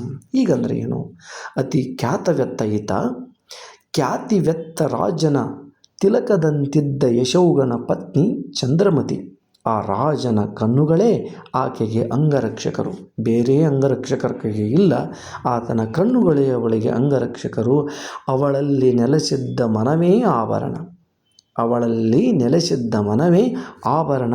ಈ ರಾಜನ ರಾಜ್ಯಲಕ್ಷ್ಮಿಯೇ ಆಕೆಯ ಸಹಚರಿ ಎನ್ನುವಂತೆ ಅವಳಿಗೆ ರಾಣಿ ಪಟ್ಟವು ದೊರೆತಿತ್ತು. ಇವು ಇರುವಾಗ ಬೇರೆ ಅಂಗರಕ್ಷಕರು ಅವರಿಗೆ ಬೇಕೇ? ಆಭರಣಗಳು ಹಾಗೂ ಸಹಚರರ ಅಗತ್ಯವೇ ಇರಲಿಲ್ಲ ಅವಳಿಗೆ ಎಂಬುದು ಇದರ ಅರ್ಥ. ಪದಗಳ ಅರ್ಥವನ್ನು ಕೂಡ ನೋಡಿಕೊಂಡು ಹೋಗಿ. ಅಣಿತೆಸೆವ ಚಂದ್ರಮತಿಗಂ, ಮುಂದಿನ ಪದ್ಯ. ಅಣಿತೆಸೆವ ಚಂದ್ರಮತಿಗಂ ಜನಪತಿಗಂ ಪುಟ್ಟಿದಂ ಯಶೋಧರನೆಂಬಂ ಜನಮೋಹನ ಬಾಣಂ ಕರ್ಬಿನ ಬಿಲ್ಗಂ ನೆನೆಯ ನಾರಿಗಂ ಪುಟ್ಟಿದವೋಲ್. ಹಾಗೆ ಶೋಭಿಸುತ್ತಿದ್ದ ಚಂದ್ರಮತಿಗೂ ರಾಜನಿಗೂ ಕಬ್ಬಿನ ಬಿಲ್ಲು ಹಾಗೂ ಅದಕ್ಕೆ ಬಿಗಿದ ಮೊಗ್ಗಿನ ಹಗ್ಗದಿಂದ ಹೊರಡುವ ಮೋಹಕದ ಬಾಣದಂತೆ ಇದ್ದ ಯಶೋಧರನೆಂಬ ಮಗನು ಹುಟ್ಟಿದ್ದ. ಯಶೋಧರನೆಂದರೆ ಮೋಹಕ ರೂಪವುಳ್ಳವನಾಗಿದ್ದ, ನೋಡಲಿಕ್ಕೆ ಅತ್ಯಂತ ಸುಂದರಾಂಗ. ಆತನನ್ನು ನೋಡುವುದೇ ಒಂದು ಸೌಭಾಗ್ಯ. ಇಲ್ಲಿ ರಾಜನೇ ಕಬ್ಬಿಣದ ಬಿಲ್ಲು, ರಾಣಿಯೇ ಮೊಗ್ಗಿನ ಹಗ್ಗ, ಅವರ ಇಬ್ಬರಿಂದ ಹುಟ್ಟಿದವನೇ ಯಶೋಧರನು. ಆ ರೀತಿಯಾದ ಒಂದು ಉತ್ಪ್ರೇಕ್ಷ ಅಲಂಕಾರವನ್ನು ಇಲ್ಲಿ ಈತ ಕೊಡ್ತಾನೆ. ಇಲ್ಲಿ ಯಶೋಧರನೇ ಜನರನ್ನು ಮೋಹಗೊಳಿಸುವಂಥ ಬಾಣದಂಥ ಸುಂದರ ಪುರುಷ. ಮುಂದಿನ ಪದ್ಯ. ನೋಡುವ ಕಣ್ಗಳ ಸಿರಿ ಮಾತಾಡುವ ಬಾಯಿಗಳ ರಸಾಯನಂ ಸಂತಸದಿಂ ಕೂಡುವ ತೋಳ್ಗಳ ಪುಣ್ಯಂ ನಾಡಾಡಿಯ ರೂಪೇ ಕುವರ ವಿದ್ಯಾಧರಣ. ಆ ಯಶೋಧರನ ಕುರಿತಾಗಿ ಹೇಳ್ತಾನೆ ನೋಡಿ. ಆ ಯಶೋಧರ ಕುಮಾರನು ರೂಪವು ಸಾಮಾನ್ಯವೇ? ಆ ಯಶೋಗ ಮತ್ತು ಈಕೆಗೆ ಜನಿಸಿರ್ತಕ್ಕಂಥ ಆತನ ರೂಪ ಸಾಮಾನ್ಯವಾದ ರೂಪೇ? ಅದು ನೋಡುವವರ ಕಣ್ಣುಗಳಿಗೆ ಒಂದು ಐಶ್ವರ್ಯದಂತೆ, ಮಾತನಾಡುವವರ ಬಾಯಿಗೆ ರಸಾಯನದಂತೆ ರುಚಿಕರ. ಅವನ ರೂಪವು ಎಷ್ಟೊಂದು ಮೋಹಕವಾಗಿತ್ತೆಂದರೆ ಅದು ಅವನೊಡನೆ ಕೂಡುವ ತೋಳುಗಳಿಗೆ ಪುಣ್ಯ. ಅವನನ್ನು ಎತ್ತುಕೊಳ್ಳುವುದೇ ತೋಳುಗಳ ಒಂದು ಪುಣ್ಯ, ಅವನೊಡನೆ ಕೂಡುವ ತೋಳುಗಳ ಪುಣ್ಯ. ಹೀಗೆ ಪದಗಳ ಅರ್ಥವನ್ನು ನೋಡಿಕೊಳ್ಳಿ. ಅಮೃತಮತಿಗಡ ಯಶೋಧರನ ಮನಂ ಪ್ರಿಯಯಾಕೆ ದಿವಂ ಆಗೆ ಪುಳಿದಂ ಸುಮನೋಬಾನಂ ತದ್ ಭೂರಮನನು ಒಲಿದಂತೆ ಗೋರಿಗೊಳಿಸುತ್ತಿರ್ಕುಂ ಅಂದರೆ ಏನು? ಆ ಯಶೋಧರನ ಮನಂ ಪ್ರಿಯಯಾಕೆಯಾಗಿದ್ದವಳು ಅಮೃತಮತಿ. ಹೌದಾ? ಅಮೃತಮತಿ ಈತನ ಹೆಂಡತಿ. ಮುಂದೆ ಆತನ ಮದುವೆಯಾದ ಸ್ಥಿತಿ ಇದು. ಆಕೆ ಅದೆಷ್ಟು ರೂಪವತಿ ಎಂದರೆ ಅವಳನ್ನು ಆ ಆಕರ್ಷಣೆಯ ಮೃಗ ದಿವಂ ಆಗಿಸಿಕೊಂಡು ಮನ್ಮಥನು ಈ ರಾಜನಾದ ಯಶೋಧರನನ್ನು ತನ್ನ ಮನಸ್ಸಿಗೆ ಬಂದಂತೆ ಆಡಿಸುತ್ತಿದ್ದನು. ಯಶೋಧರನು ಅವಳಲ್ಲಿ ಅಷ್ಟೊಂದು ಪ್ರೀತಿಯಿಂದ ಇದ್ದನು. ಆ ಅಮೃತಮತಿಯನ್ನು ಬಿಟ್ಟು ಒಂದು ಕ್ಷಣ ಗಳಿಗೆ ಕೂಡ ಆತ ಇರುವವನಲ್ಲ. ಅಮೃತಮತಿ ಸಹಿತಂ ಆ ಚಂದ್ರಮತಿಯ ಸುತನು ಅಂತು ಮೆರೆವ ಧವಳಾರದೊಳ್ ಅಭ್ರಮುಂ ಬೆರಸು ಅಭ್ರಗಜಂ ವಿಭ್ರಮದಿಂದಂ ಸಜ್ಜರಕ್ಕೆ ಬಂದವೋಲ್ ಎಸಗುಂ. ಹೆಂಗಾಯಿತು ಅಂದರೆ ಅವರಿಬ್ಬರಿಗೂ ಕೂಡಿರುವುದನ್ನು ಇಲ್ಲಿ ಅಮೃತಮತಿ ಮತ್ತು ಯಶೋಧರ ಕೂಡಿರುವುದನ್ನು ಹೇಳ್ತಾನೆ.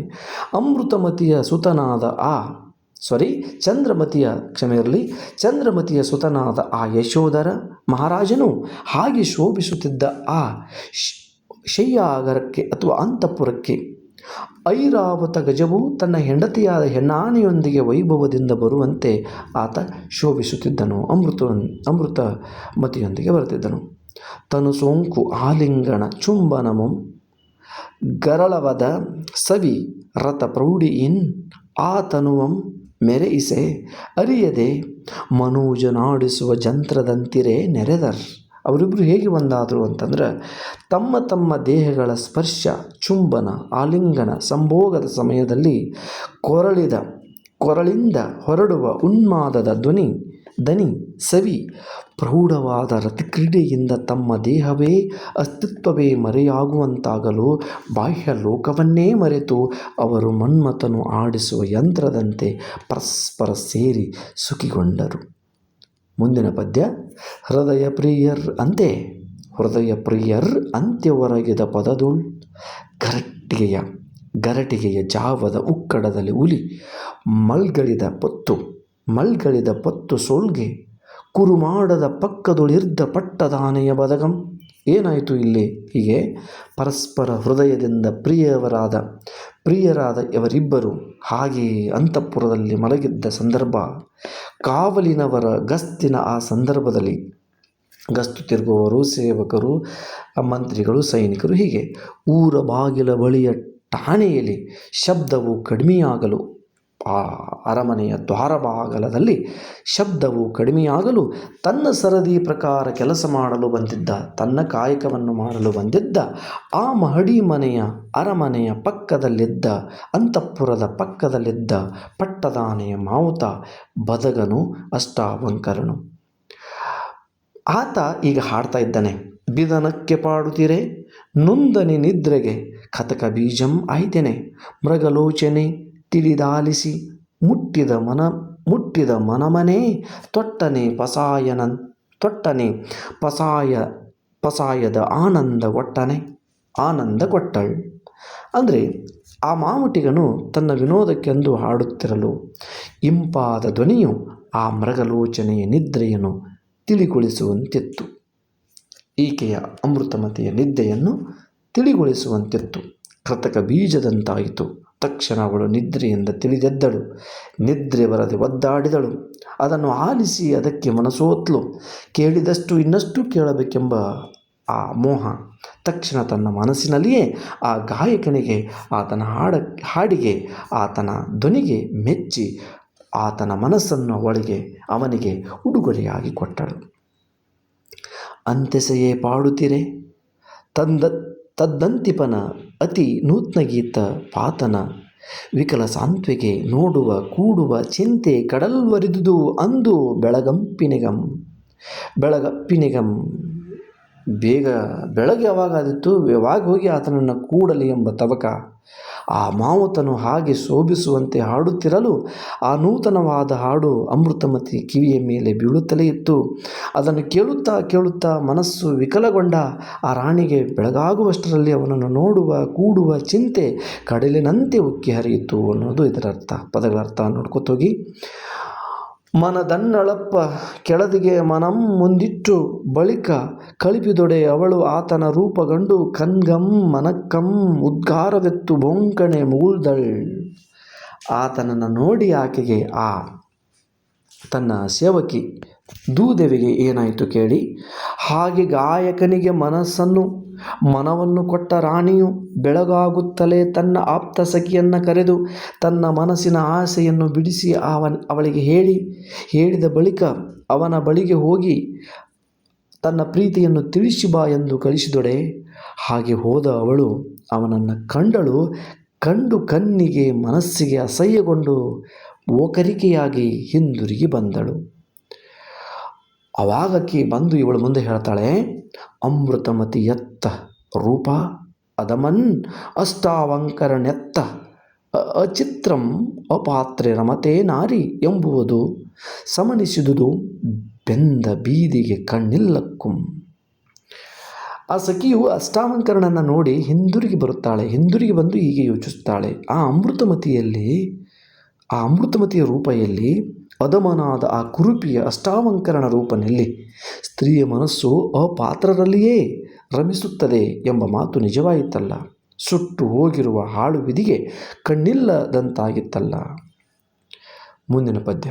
ಕಂತುವಿನ ಕೈಯ ಕೊರಶಿಯಂತಿರೆ ಗರಗರಿಕೆ ಒಡೆದು ಪೊಳೆವ ಅಸಿಳೆಯ ನೀನು ಇಂತಪ್ಪ ಕಾಮದೇವಂಗೆ ಎಂತು ಆಯ್ದು ಅರಸಿ ಕೋರ್ತೆಯೆಂದು ಆನ್ ಅರಿಯಂ. ಮನ್ಮಥನ ಕೈಯ ಹರಿತವಾದ ಖಡ್ಗದಂತೆ ಶೋಭಿಸುತ್ತಿರುವ ನೀನು ಅಮೃತಮತಿ, ಕೃಶವಾದ ಶರೀರವನ್ನು ಹೊಂದಿದವಳಾದ ನೀನು ಇಂಥ ಕಾಮದೇವನನ್ನು ಅದೇಗೆ ಹುಡುಕಿ ಪ್ರೀತಿಸಿದೆಯೇ ನಾನರಿಯೆ ಎಂದು ತಿಳಿಸಿದಳು. ಆವಾಗೀಕಂತಾಳೆ, ಈ ದೊರೆಯೇನ್ ಎಂದು ತೋರಲ್ ಮೇದಿನಿಯೊಳಗೆ ಆತನ್ ಅಲ್ಲದೆ ಇಲ್ಲ ಎನೆ ಪೇಳ್ ಕಾದಲನ್ ಅಂತಿರೆ ಚಲ್ವನೇ ದೂದವಿ ನೀನೆನ್ನ ಕೊಂದೆ ಎಂದೊಡೆ ಪೇಳ್ದಳ್. ಈ ಲೋಕದಲ್ಲಿಯೇ ಆತನಿಗೆ ಸಮಾನನಾದವರು ಯಾರೂ ಸಾಧ್ಯವಿಲ್ಲ. ಈ ಲೋಕದಲ್ಲಿಯೇ ಆತನಿಗೆ ಸಮಾನನಾದವರು ಎಂದು ತೋರಿಸಲು ಅವನೇ ಅಲ್ಲದೆ ಬೇರೆ ಯಾರೂ ಇಲ್ಲ. ಅವನಿಗೆ ಸರಿ ಸಮಾನನಾದವರು ಯಾರೂ ಇಲ್ಲ. ಅವನಿಗೆ ಸರಿ ಸಮನಾಗಿ ತೋರಿಸುವವರು ಒಬ್ಬ ಪುರುಷ ಯಾರೂ ಇಲ್ಲ ಎಂಬ ಮಾತಿನ ಅರ್ಥ ಎಂದು ಸಖಿಯು ಹೇಳಲು, ನನ್ನ ಪ್ರಿಯಕರ ಅಷ್ಟೊಂದು ಚಲುವನೇ, ಹೇಳು ಎಲೆ ದೂತೆ, ನೀನು ಹೇಳದೆ ನನ್ನನ್ನು ಕೊಲ್ಲುತ್ತಿದ್ದೀಯ, ಬೇಗನೆ ಹೇಳು ನನ್ನ ಮನ್ಮಥ ಹೇಗಿದ್ದಾನೆ ಎಂದು ರಾಣಿ ಕೇಳಲು ಆ ಸಖಿ ಹೀಗೆಂದು ಹೇಳಿದಳು. ಆತ ಹೇಗಿದ್ದಾನೆ ಎಂದರೆ, ಪರಿದಲೆ ಕೂಳಿನೊಸಲು, ಅಳಿಗಣ್ಣು, ಒರೆವಾಯ್, ಹಪ್ಪಳಿಕೆ ಮೂಗು, ಮೂರುಟಿದ ಕಿವಿ, ಬಿಬ್ಬಿರಿಯಲ್ ಅವ ಅಲ್ ಕುಶಿಗೊರಲ್, ಇಳಿದ ಎರ್ದೆ, ಪೊರಂಟ ಬೆನ್ ಬಾತ ಬಶಿರ ಅಡಂಗಿದ ಜಗಣಂ. ಅವನು ಹೆಂಗದಾನಂದ್ರೆ ಹಿಂಗದಾನ. ಅವನದು ಹರಿದ ತಲೆಗೂದಲು ಕಿತ್ತೋಗ್ಯಾವ, ಗುಳಿಬಿದ್ದ ಹನೆ, ವಿಕಾರವಾದ ಕಣ್ಣು, ಜೊಲ್ಲು ಸೋರುತ್ತಲೇ ಇದೆ, ಸುರಿಯುವ ಜೊಲ್ಲು, ಬಾಯಿ, ಚಪ್ಪಟೆಯಾದ ಮೂಗು, ಕುಸಿದ ಕೊರಳು, ಉಬ್ಬು ಹಲ್ಲು, ಒಳಸರಿದ ಎದೆ, ಗೋಣು ಬೆನ್ನು, ಹೊದು ಸುರುಟಿ ಹೋದ ಕಿವಿ, ಉಬ್ಬಿದ ಬೊಜ್ಜು ತುಂಬಿದ ಹೊಟ್ಟೆ, ಒಳಸರಿದು ಸುಕ್ಕು ಬಿದ್ದ ಜಗಣ. ಹೌದಾ, ಇಂಥವನಿಗೆ ಅದೆಂಗೆ ನೀನು ಒಲದೆ ಎನ್ನುವಂಥ ಮಾತು. ಆವಾಗ ಕಂತಾಳ, ಕರೆದುವಲು ಪಳೆಯ ಕುಳಿಯಂ ತೆರೆದಂದದ ಮೈಯನಾಥಂ, ಆತನ ಕಣ್ಗಳ್ ಕುರುಗಣ್ಣು, ಗೋಣುಬೆನ್ನ ಕಾಲ್ ಮೆರೆಯಿಸುವುದು ಟೊಂಕ ಮುರಿದ ಕತ್ತೆ ಕಾಲಂ. ಆತನ ಮೈಯ ದುರ್ಗಂಧವು, ಆತನ ಮೈಯ ದುರ್ಗಂಧ ಎಷ್ಟೊಂದು ಕೆಟ್ಟ ದುರ್ಗಂಧ ಅಂದರೆ, ಚರ್ಮವನ್ನು ಹದ ಮಾಡಲು ಗುಂಡಿಯಲ್ಲಿ ಹೂತಿಟ್ಟಂತ. ಈಗ ನಮ್ಮ ಈ ಮಾದಿಗ ಸಮಾಜದವರು ಚರ್ಮವನ್ನು ಹದ ಮಾಡಲು, ಚಪ್ಪಲಿಯನ್ನು ಮಾಡಲು ಅದನ್ನು ಗುಂಡಿ ತೆಗೆದು ಅದರಲ್ಲಿ ಹೂತಿಡ್ತಾರಂತೆ. ಚರ್ಮವನ್ನು ಹದ ಮಾಡಲು ಗುಂಡಿಯಲ್ಲಿ ಹೂತಿಟ್ಟಂತ ಗುಂಡಿಯನ್ನು ಹೊರತೆಗೆದಾಗ, ಆ ಚರ್ಮವನ್ನು ತೆಗೆದಾಗ ಅದರಿಂದ ಬರುವಂಥ ಕೆಟ್ಟ ವಾಸನೆ ಹೇಗಿರ್ತದೆಯಲ್ಲ, ಅಂಥ ದುರ್ವಾಸನೆ ಆತನ ಮೈಯಿಂದ ಹೊರಡ್ತಾ ಇದೆ ಅಂತೆ. ಅವನ ಕೈ ಚಿಕ್ಕದಾದ ಕಣ್ಣು, ಗೋಣುಬೆನ್ನು, ಸೊಂಟ ಮುರಿದ ಕತ್ತೆಯ ಕಾಲನ್ನು ಮೆರೆಯಿಸುವ ಅವನ ಡೊಂಕಾದ ಕಾಲು ಅಂದ್ಲಂತೆ. ಆವಾಗ ಕಂತಾಳೆ, ಕರಿದು ಆದೊಡೆ ಕತ್ತುರಿಯಂ, ಮುರುಡು ಆದೊಡೆ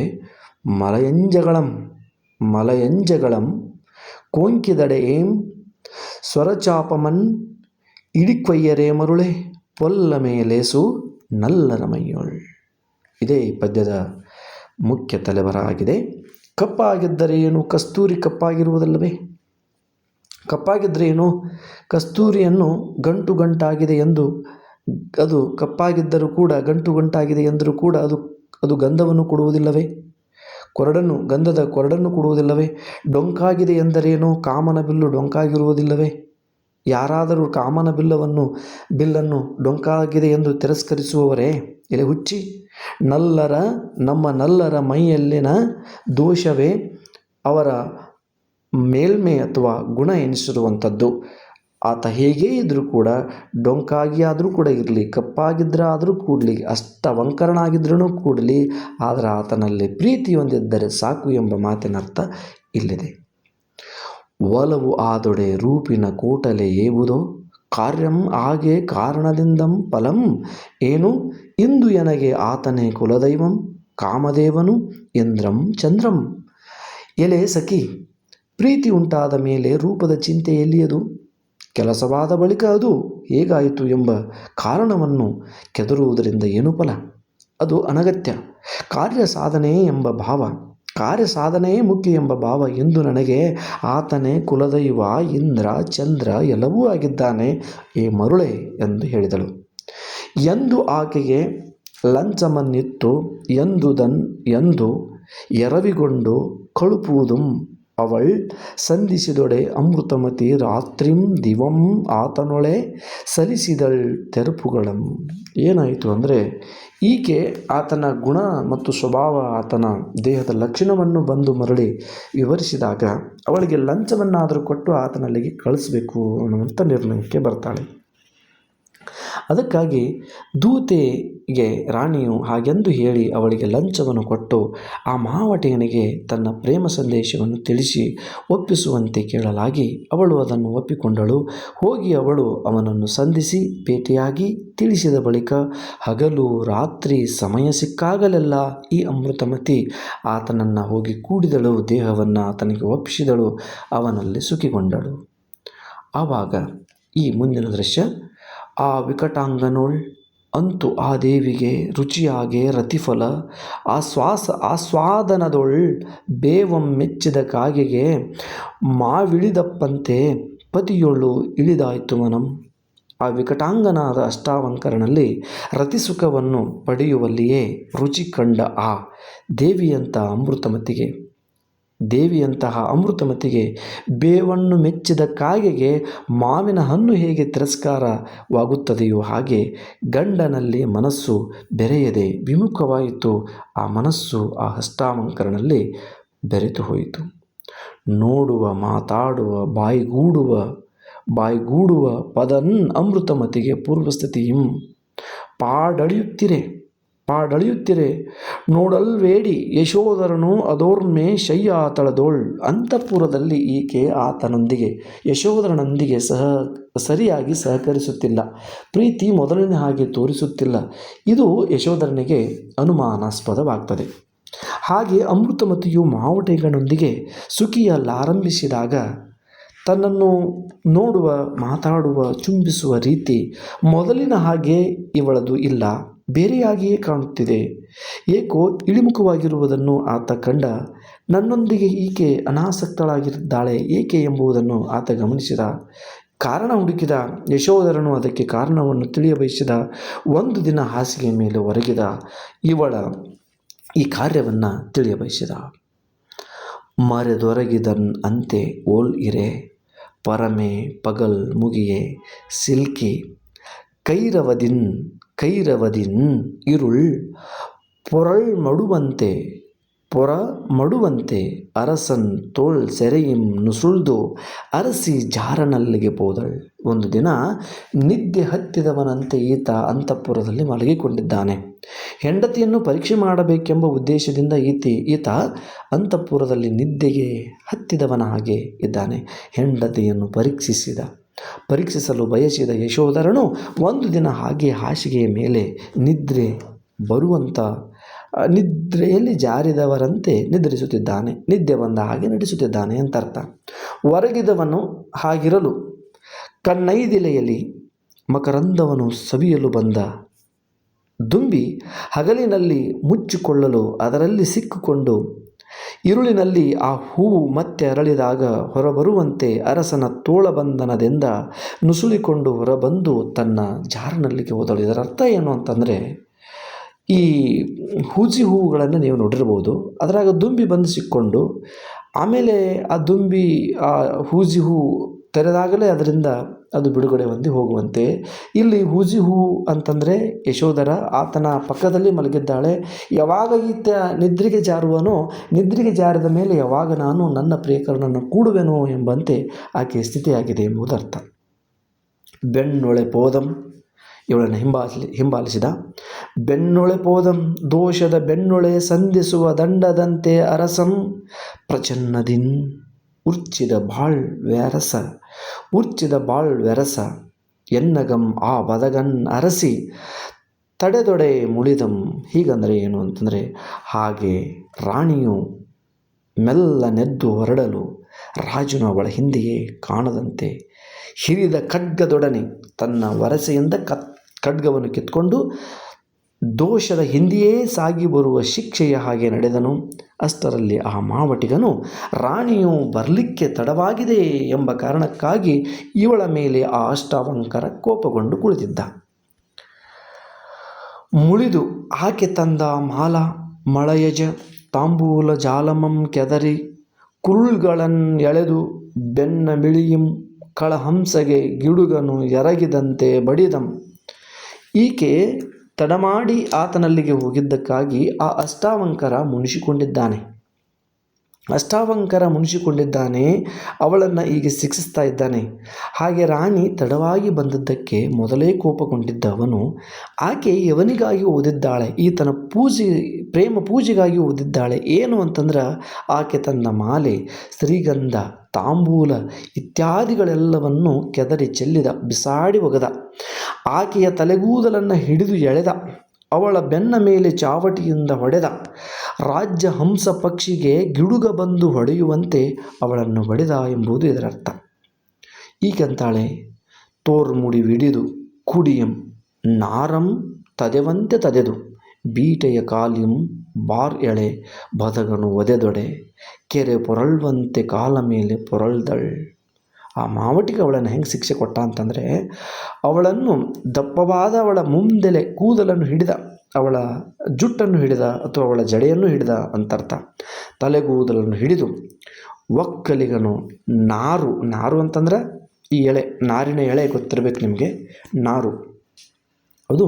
ಈ ನಾರಿನ ಎಳೆಯ ದಂಟನ್ನು ಜಜ್ಜುವಂತೆ, ಒಕ್ಕಲಿಗ ಅಥವಾ ರೈತ ನಾರಿನ ಎಳೆಯ ದಂಟನ್ನು ಜಜ್ಜುವಂತೆ ಅವಳನ್ನು ಜಜ್ಜಿದ.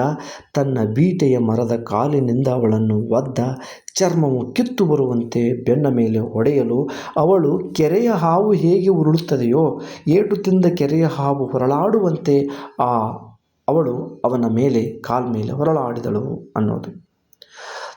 ಈಕೆ ಅಂತಾಳೆ, ಬೇಡ್ಕೊಳ್ತಾಳೆ, ಹೌದು, ತಡವಾದುದು ಉಂಟು ನಲ್ಲನೇ ಬಡಿ ಮುಳಿಯದಿರ್ ಅರಸನೆಂಬ ಪಾತಕನು ಎನ್ನಂ ತೊಡೆಯೇರಿಸಿ ಕೇಳಿಕೆಯಾದೊಡೆ ನೋಡುತ್ತಿರ್ದೆನ್ ಉಂತೆ ನಿಲ್ಲಲು ಅನ್ಮುವೆನೆ. ಆಕೆಂತಾಳ, ನಲ್ಲನೆ ಬಡಿ, ಬೇಡ ಅನ್ನೋದಿಲ್ಲ, ನನ್ನನ್ನು ಹೊಡೆ. ಬರುವುದು ತಡವಾಯಿತು ನಿಜ, ಆದರೆ ಅದಕ್ಕಾಗಿ ಬೇಕಾದರೆ ನನ್ನನ್ನು ಶಿಕ್ಷಿಸು, ಹೊಡೆ. ಹೀಗೆ ನನ್ನ ಮೇಲೆ ಕೋಪಗೊಳ್ಳಬೇಡ, ಪ್ರೀತಿಯನ್ನು ಕಡಿಮೆ ಮಾಡಬೇಡ. ಅರಸನೆಂಬ ಆ ಪಾತಕಿಯು ನನ್ನನ್ನು ತೊಡೆಯ ಮೇಲೆ ಕೂಡಿಸಿಕೊಂಡು ಲಲ್ಲೆಯಾಡುತ್ತಿದ್ದನು, ಸರಸವಾಡುತ್ತಿದ್ದನು. ಸುಮ್ಮನೆ ನಾನು ಅದನ್ನು ನೋಡುತ್ತಾ ಕೂಡಬೇಕಾಯಿತು. ಇಲ್ಲವಾದರೆ ಸುಮ್ಮನೆ ಹಾಗೆ ನಾನು ನಿಲ್ಲಲು ನಾನು ಅಲ್ಲಿ ಶಕ್ತಳೆ.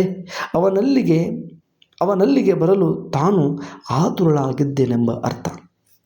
ಮುಂದೆ ಹೇಳ್ತಾಳೆ, ಕಿವಿಸವಿ ದನಿ ಕನ್ಸವಿ ರೂಪ ಅವಧರಿಸು ಎಲೆ ಗಜವೇ ಗಂಡ ನೀನು ಉಳಿದೊಡೆ ಸಾವವಳು ಎನಗೆ ಮಿಕ್ಕ ಗಂಡರ್ ಸಹೋದರರ್ ಎಂದು ತಿಳಿಪಿದಳು ನಂಬುಗೆಯಂ. ಏನು ಹೇಳ್ತಾಳೆ ಅಂದರೆ, ಎಲೆ ಗಜವೇ ಗಂಡನೇ ಕೇಳು, ನಿನ್ನ ದನಿ ನನ್ನ ಕಿವಿಗೆ ಸವಿಯಾದದ್ದು. ಆತನನ್ನು ಈಕೆ ನಂಬುಗೆಯ ಮಾತುಗಳನ್ನು ಆಡ್ತಾಳೆ. ನಿನ್ನ ಧ್ವನಿ ಅಂದರೆ ನನ್ನ ಕಿವಿಗೆ ಇಂಪಾದ ಧ್ವನಿ, ನಿನ್ನ ರೂಪ ನನ್ನ ಕಣ್ಣಿಗೆ ಸವಿಯಾದ ರೂಪ. ನೀನು ನನ್ನನ್ನು ತಿರಸ್ಕರಿಸಿದೆಯೇ ಎಂದರೆ ನಾನು ಬದುಕುವಳಲ್ಲ, ಸಾಯುತ್ತೇನೆ. ನಿನ್ನನ್ನು ಬಿಟ್ಟು ಉಳಿದವರೆಲ್ಲರೂ ಈ ಲೋಕದಲ್ಲಿ ನನ್ನ ಜೊತೆಯಾಗಿ ಹುಟ್ಟಿದ ಸಹೋದರರು.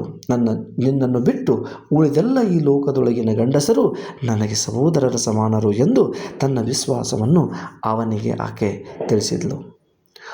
ಆಗಳ್ ಬಾಳ್ ನಿರ್ಮಿದುದು ತೋಳ್ ತೂಗಿದುದು ಮನಂ ಕನಲ್ದು ಇರುವರುಂ ಎರಳ್ ಭಾಗ ಮಾಡಲ್ ಧೃತಿ ಬಂದು ಆಗಳ್ ಮಾನ್ ಎಂಬ ತೆರದೆ ಪೇಸಿದನ್ನ ಅರಸಂ. ಇವರನ್ನು ನೋಡಿದ ಆ ದೃಶ್ಯವನ್ನು ಕಂಡು ಹೇಸಿ ಹೋದ ಯಶೋಧರ. ಆ ಸಂದರ್ಭದಲ್ಲಿ ಅಮೃತಮತಿ ಅಷ್ಟಾವಂಕರ ಅವರಿಬ್ಬರ ಸಂಭಾಷಣೆಯನ್ನು ಕೇಳುತ್ತಿದ್ದ ಯಶೋಧರನ ಖಡ್ಗವು ನೆಟ್ಟಗೆ ನಿಂತಿತು. ತೋಳ್ ಎತ್ತಿ ಖಡ್ಗವನ್ನು ಎತ್ತಿ ಮನಸ್ಸನ್ನು ಕೋಪದಿಂದ ಇಬ್ಬರನ್ನು ಎರಡು ಭಾಗ ಮಾಡಿ ಬಿಡುವಷ್ಟು ಉದ್ರಿಕ್ತಗೊಂಡ. ಆದರೆ ಅವನ ವಿವೇಕ ಎಚ್ಚೆತ್ತುಕೊಂಡು ವಿವೇಕದಲ್ಲಿರುವ ಅಹಿಂಸೆಯ ಪರಮೋಧರ್ಮ, ಪ್ರಾಣಿಬಲಿ, ನರಬಲಿ, ಜೀವಹಾನಿ ಮಾಡುವುದೇ ತನ್ನ ಪರಮ ಪಾಪದ ಕೆಲಸ ಎಂದು ನಂಬಿದ್ದ, ಅಥವಾ ಇನ್ನೊಬ್ಬರಿಗೆ ಹಿಂಸೆಯನ್ನು ಮಾಡದೇ ಇರಬಹುದಾಗಿರುವ ಧರ್ಮ ಸಹಿಷ್ಣುತೆ, ಇದು ಬೇಡೆಂದು ಎಚ್ಚೆತ್ತುಕೊಂಡ, ಬೇಡವೆಂದು ಹೇಳಿಕೊಂಡು ಎತ್ತಿದ ಖಡ್ಗವನ್ನು ಇಳಿಸಿ ಮರಳಿ ತನ್ನ ಮನೆಗೆ ಬಂದ. ಮುಂದೆ ಹೇಳ್ತಾನೆ, ಪರನು ಅಲ್ಲದೆ ಈ ಪುಳುಕರನ್ ಇರಿವುದೇ ಮದ್ಭುಜಾಶೀದು ಕೈ ಇಕ್ಕಲ್ ಕರಿ ಕರಿಗಲ್ಲದೆ ಇರುಪೆಂಗೆ ಪರಿವುದೇ ಹರಿ ಕರಿಯನ್ನಲ್ಲದೆ ಇರುವಂಗೆ ನರಿಯಂ ಇರುವುದೇ ನರಿಯಂ. ತನ್ನ ಭುಜದಲ್ಲಿ ನನ್ನ ಭುಜದಲ್ಲಿರುವ ಈ ಖಡ್ಗವು ಕೈಗೆ ಬಂದಾಗ ಶತ್ರು ರಾಜ್ಯರನ್ನೆಲ್ಲದೆ ಈ ಹುಳುಗಳನ್ನು ಇರಿಯಬಲ್ಲುದೇ. ನನ್ನ ಈ ಪವಿತ್ರವಾದ ಖಡ್ಗ ಈ ಹುಳುಗಳನ್ನು ಇರಿಯುವಂಥ ಸಾಮರ್ಥ್ಯ ಅಲ್ಲದಲ್ಲ. ಆನೆಯು ಆನೆಯೊಡನೆ ಸೆಣಸುವುದು, ಇರುವೆಯೊಡನೆಯಲ್ಲ, ಇರುವೆಯೊಡನೆಯೇ ಸೆಣಸುವುದಲ್ಲ. ಸಿಂಹವು ಆನೆಯನ್ನಲ್ಲದೆ ನರಿಯನ್ನು ಕೊಲ್ಲುವುದೇ, ನರಿಯೊಂದಿಗೆ ಹೋರಾಡುವುದೇ? ಛೇಛೆ, ಅಲ್ಲ ಅಲ್ಲ ಎಂದು ಯಶೋಧರನು ಯೋಚಿಸಿ, ನಾನೆಂಥ ಅರಸ, ಈ ಅಷ್ಟಾವಂಕರನೆಂಥವನು, ನನ್ನ ಈ ಖಡ್ಗದಿಂದ ಇವನನ್ನು ಕತ್ತರಿಸಿ ನನ್ನ ಖಡ್ಗಕ್ಕೆ ಕಳಂಕ ಬೇಡ ಎಂದು ಯೋಚಿಸಿ ಸುಮ್ಮನಾದ. ಅಶಿಲತೆಯ ರಣದೌತಮದಿ ಈ ಮಸಿ ಮುಸುಡನ ಜೀವ ಕಪ್ಪಿನಿಂ ಕಂದಿದೊಡೆ ಎಂದೆಸೆಯನು ಅಡರ್ಧರ್ ಎನ್ನ ಕೀರ್ತಿ ಪ್ರಸರದ ಕುಡಿ ಕೈಪೆ ಸೋರೆಯ ಕುಡಿಯ ಓಲ್ ಅಕ್ಕುಂ. ನನ್ನ ಈ ಬಳ್ಳಿಯಂಥ ಖಡ್ಗವು ರಣರಂಗದಲ್ಲಿ ವೈರಿ ಸೈನಿಕರ ರಕ್ತದ ಸ್ನಾನ ಮಾಡಿರುವಂಥ ಖಡ್ಗ. ಅದು ಈ ಕಪ್ಪು ಮಸಿಯ ಮುಖದವನನ್ನು ಕೊಂದು ಕಳಂಕದಿಂದ ಕಳಾಹೀನವಾದರೆ ಹೇಗೆ? 8 ದಿಕ್ಕಿಗೂ ಹಬ್ಬಿದ ನನ್ನ ಈ ಹಲವು ಬಗೆಯ ಕೀರ್ತಿಯ ಕುಡಿಗಳೆಲ್ಲ ಕಹಿ ಸೋರೆಯ ಕುಡಿಯಂತೆ ಸ್ವೀಕಾರಕ್ಕೆ ಅನರ್ಹ ಎಂದು ಆಗುತ್ತದೆ ಎಂದ. ಎಂದು ನೆನೆದು ಇರಿಯಲೊಲ್ಲದೆ ಬಂದು ಅರಸಂ ಮುನ್ನಿನಂತೆ ಪವಡಿರೆ ತಾನೂ ಬಂದು ಮರೆದ ಅರಸನು ಹೊರಗಿದನ್ ಎಂದು ಒಯ್ಯನೆ ಸಾರ್ದು ಪೆರಗೆ ಪಟ್ಟಿರ್ಪಾಗಳು. ಏನಾಯಿತು ಅಂದರೆ ಅಲ್ಲಿ ಆ ದೃಶ್ಯವನ್ನು ಕಂಡುಬಂದು ಮನಸ್ಸಿಗೆ ನೋವುಗೊಂಡು ಹಾಗೆಂದು ಬಂದು ಆತ ತನ್ನ ಅಂತಃಪುರಕ್ಕೆ ಬಂದನು. ಹಾಗೆಂದು ಬಗೆದು ಯಶೋಧರನು ಇವರಿಬ್ಬರನ್ನು ಇರಿದು ಕೊಲ್ಲದೆ ಬಿಟ್ಟು ಮರಳಿ ಬಂದು ತನ್ನ ಅಂತಃಪುರಕ್ಕೆ ಬಂದು ಮೊದಲಿನಂತೆ ಹಾಗೆ ಮಲಗಿದನು. ಅಮೃತಮತಿಯು ತಾನು ಏನೂ ಮಾಡಿಲ್ಲವೆಂಬಂತೆ ಅಥವಾ ತನ್ನ ಈ ಹೀನ ಕಾರ್ಯ ಯಾರಿಗೂ ಗೊತ್ತಿಲ್ಲವೆಂಬಂತೆ ಬಂದು ಅರಸನು ಮಲಗಿದ್ದನು. ತಾನೂ ಬಂದು ಅರಸನು ಮರೆತು ಮಲಗಿದ್ದಾನೆ. ಈತ ಮೊದಲಿನ ಹಾಗೆ ನಾನು ಇಲ್ಲಿಂದ ಈತನನ್ನು ಅಗಲಿ ಹೋಗುವಾಗ ಹೇಗೆ ಮಲಗಿದ್ದನೋ ಹಾಗೇ ಮಲಗಿಕೊಂಡಿದ್ದಾನೆ ಎಂಬ ಭ್ರಮೆಯಲ್ಲಿ ಆಕೆ ಬಂದು ಮೆಲ್ಲಗೆ ಆ ಅರಸನ ಬಳಿಗೆ ಬಂದು ಮತ್ತೆ ಮಲಗಿಕೊಂಡು ಅವನನ್ನು ಹಿಂದಿನಿಂದ ಆಕೆ ಸ್ಪರ್ಶ ಮಾಡಿದಳು. ಮುಟ್ಟಿದೊಡೆ ಸುಖದ ಸೋಂಕಂ ಪುಟ್ಟಿಸುವ ಆ ವಾಮೆಯ ಯಾದೊಡೆ ಮುನ್ನಂ ಬಟ್ಟಿದುವೆನಿಸುವ ಮೊಲೆ ನಿರ್ವೆಟ್ಟಿದವು ಆದವು ನೃಪಂಗೆ ಬೆನ್ ಸೋಂಕಲೊಡಂ ಅಂತ ಆಕೆ ಬಂದು ಹಿಂದಿನಿಂದ ಆತನನ್ನು ತಬ್ಕೊಂಡಿರ್ಬೋದು ಅಥವಾ ಆಕೆ ತನ್ನ ದೇಹವನ್ನು ತಾಗಿಸಿ ಮಲಗಿರ್ಬೋದು. ಹಾಗೆ ಬಂದು ಮಲಗಿದ ರಾಣಿಯು ಈ ಮುನ್ನ ಸ್ಪರ್ಶ ಮಾಡಿದರೆ ಸಾಕು ಅಥವಾ ಅವಳು ಪಕ್ಕದಲ್ಲಿದ್ದರೆ ಸಾಕು ಆ ಸುಖದ ಅನುಭವವನ್ನು ನೀಡುತ್ತಿದ್ದ ಆ ಸುಂದರಿ ಈಗ ನಡತೆಗೆಟ್ಟವಳಾಗಲು ಈ ಮುನ್ನ ದುಂಡಗಾಗಿ ಸುಂದರವಾಗಿದೆ ಎನಿಸುತ್ತಿದ್ದ ಆಕೆಯ ಮೊಲೆಗಳು ಈಗ ತನ್ನ ಬೆನ್ನನ್ನು ಸೋಂಕಿದೊಡೆ ರಾಜನಿಗೆ ಆಕೆಯ ಮೊಲೆಗಳು ತಾಕಿದಾಗ ರಾಜನಿಗೆ ಅವು ಸುಖವನ್ನು ನೀಡಲಿಲ್ಲ. ಅದು ಕೇವಲ ಒಂದು ಸ್ಪರ್ಶವಾಯಿತು. ಅವು ತಮ್ಮ ಗಟ್ಟಿತನವನ್ನು ಕಳೆದುಕೊಂಡಿದ್ದವು ಎನಿಸುವುದರೊಂದಿಗೆ ಅಸಹ್ಯವಾಯಿತು. ಅಥವಾ ಅವಳು ಆತನನ್ನು ಸ್ಪರ್ಶಿಸಿದಾಗ ಆ ಸ್ಪರ್ಶ ಅವನಲ್ಲಿ ಕೋಪವನ್ನು ಅಥವಾ ಅಸಹ್ಯತನವನ್ನು ಅಥವಾ ಅದು ಬೇರೆ ರೀತಿಯಾದ ಅರ್ಥವನ್ನು ನೀಡ್ತದೆ ಅನ್ನೋದು ಇದರ ಅರ್ಥ. ಇಷ್ಟು ಏನಂತಂದರೆ ಈ ಪದ್ಯ, ಕೊನೆಯ ಪದ್ಯ, ಬದಗುಳಿಗನ ತೋಳ್ಮುಟ್ಟಿದ ಸತಿಯೋಳು ಹಿಂಬಾಗದಂತೆ ಕೆಟ್ಟುದು ಪುಳಿಮುಟ್ಟಿದ ದುಗ್ಧದಂತೆ ನಿರ್ಮುಟ್ಟಿದ ಜೇನೆಯ್ಯದಂತೆ ಪತಿಗೆ ಶಯ್ಯ ತಳೆದೋಳು. ಆಕೆ ಅವನನ್ನು ಮುಟ್ಟಿದಾಗ ಯಾವ ರೀತಿಯಾದ ಆ ಭಾವ ಉಂಟಾಯಿತು ಅಂತಂದರೆ ಯಶೋಧರನಲ್ಲಿ ಹಾಲಿಗೆ ಹುಳಿತಾಗಿದ್ದರೆ ಅದು ಕೆಟ್ಟು ಹೋದಂತೆ, ಜೇನಿಗೆ ನೀರು ಬೆರೆತರೆ ಅದು ಕೆಟ್ಟು ಹೋದಂತೆ ಅವೆರಡರಲ್ಲಿ ಸವಿ ಉಳಿಯುವುದೇ ಇಲ್ಲ. ಅದಕ್ಕೆ ಯಶೋಧರನಿಗೂ ಹಾಸಿಗೆಯಲ್ಲಿದ್ದಾಗ ಅತ್ಯಂತ ಕುಸ್ತಿತನೊಬ್ಬನ ತೋಳು ತಗುಲಿದ ತನ್ನ ಪತ್ನಿಯಲ್ಲಿ ಒಂದಿಷ್ಟೂ ಸವಿ ಉಳಿಯಲಿಲ್ಲ, ಪ್ರೀತಿಯೂ ಉಳಿಯಲಿಲ್ಲ. ಅವಳ ಸ್ಪರ್ಶ ಸುಖದಲ್ಲಿ ಆತನಿಗೆ ನೋವಿತ್ತು, ರೋಷವಿತ್ತು, ಕಳಂಕ ಎಂಬ ಭಾವ ಇತ್ತು ಹೊರತಾಗಿ ಮತ್ತೇನೂ ಇರಲಿಲ್ಲ ಅನ್ನೋದೇ ಇಲ್ಲಿರ್ತಕ್ಕಂಥ ಈ ಪದ್ಯದ ಸಂಪೂರ್ಣವಾದ ಸಾರಾಂಶ. ವಿದ್ಯಾರ್ಥಿಗಳೇ, ಇದು ಇಷ್ಟು ಪೊಲ್ಲಮೆಯ ಲೇಸು ನಲ್ಲರ ಮೈಯುಳ್ಳನು ಅಂತ ಈ ಜನ್ನಕವಿಯ ಈ ಯಶೋಧರ ಚರಿತ್ರೆಯಲ್ಲಿನ 34 ಪದ್ಯಗಳ ಸಂಪೂರ್ಣ ಸಾರಾಂಶವನ್ನು ನಿಮಗೆ ಇಲ್ಲಿ ನೀಡಿದ್ದೇನೆ. ಸಾಧ್ಯವಾದಷ್ಟು ನಿಮ್ಮ ಸ್ನೇಹಿತರಿಗೆ ಕಳುಹಿಸಿ. ಮುಂದಿನ ವಿಡಿಯೋದಲ್ಲಿ ಉಳಿದ ಪದ್ಯ ಗದ್ಯಗಳ ಸಾರಾಂಶ ಮತ್ತು ಪ್ರಶ್ನೋತ್ತರಗಳನ್ನು ನೋಡೋಣ. ಧನ್ಯವಾದಗಳು. NT ಭೀಮಣ್ಣ ಸರ್, BGS ಸ್ಪರ್ಧಾ ಅಕಾಡೆಮಿ.